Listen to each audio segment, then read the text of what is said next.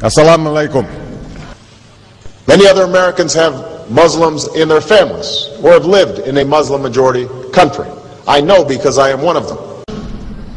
But my father came from a Kenyan family that includes generations of Muslims.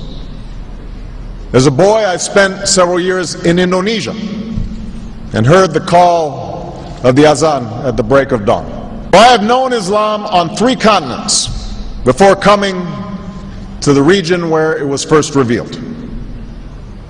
That experience guides my conviction. You're absolutely right that John McCain has not talked about my Muslim faith.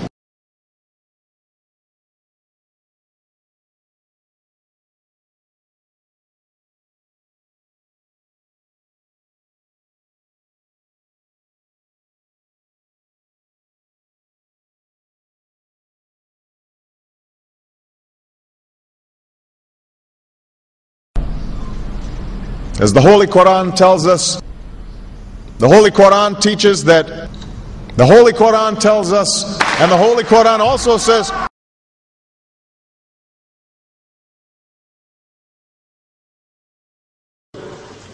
we will convey our deep appreciation for the Islamic faith, which has done so much over the centuries to shape the world.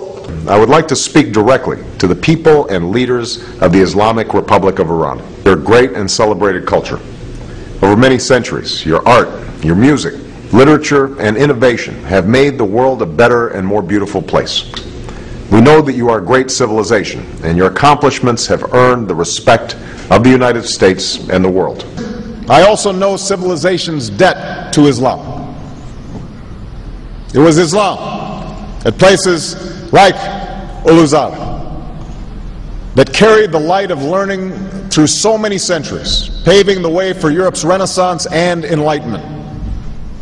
It was innovation in Muslim communities that developed the order of algebra, our magnetic compass and tools of navigation, our mastery of pens and printing, our understanding of how disease spreads and how it can be healed.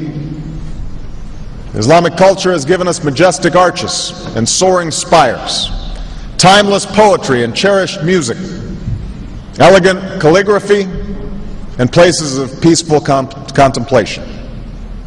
They have fought in our wars, they have served in our government, they have stood for civil rights, they have started businesses, they have taught at our universities, they've excelled in our sports arenas, they've won Nobel Prizes, built our tallest building, and lit the Olympic torch. And when the first Muslim American was recently elected to Congress, he took the oath to defend our Constitution using the same Holy Quran. In ancient times and in our times, Muslim communities have been at the forefront of innovation and education.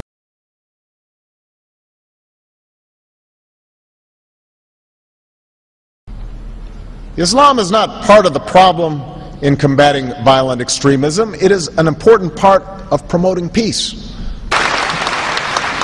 The enduring faith of over 1 billion people is so much bigger than the narrow hatred of a few. In the United States, rules on charitable giving have made it harder for Muslims to fulfill their religious obligation. That's why I'm committed to working with American Muslims to ensure that they can fulfill zakat. It is important for Western countries to avoid impeding Muslim citizens from practicing religion as they see fit. And I consider it part of my responsibility as President of the United States to fight against negative stereotypes of Islam wherever they appear.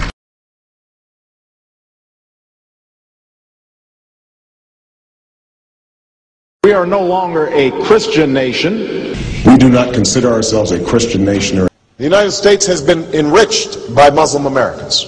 Since our founding, American Muslims have enriched the United States. Islam has always been a part of America's story. There is a mosque in every state in our union and over 1,200 mosques within our borders.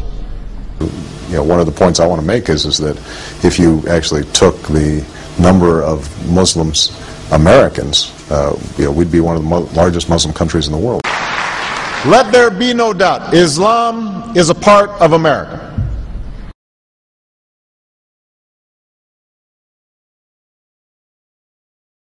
He did bow to the Muslim king, while he did not do it to the British Queen of England. And by bowing, he showed the world that I am subservient. I do bow down to you as a Muslim king, something no other president has done with Saudi Arabia. The Saudi king is his peer. He is not his subordinate in order to bow for him. And this is exactly what Obama did. Usually it is out of respect that someone would nod his head when bowing to royalty, and the ladies will give curtsy. But Obama went beyond what is required as a head of state and bowed to the Saudi king, and that's unacceptable. It sent the wrong symbol. When you say it sends the wrong signal, what signal do you think it sends?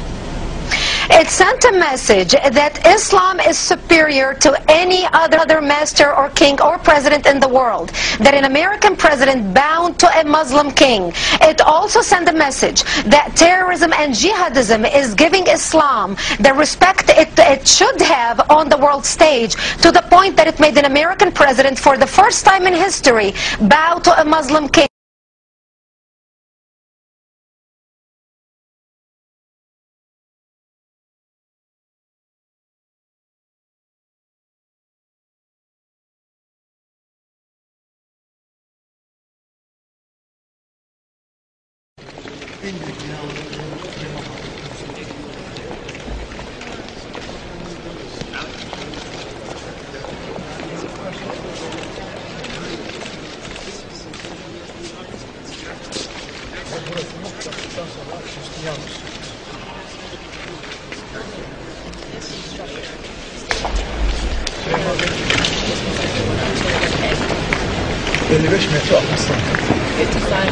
And this is a common thought shared by all the Muhabbet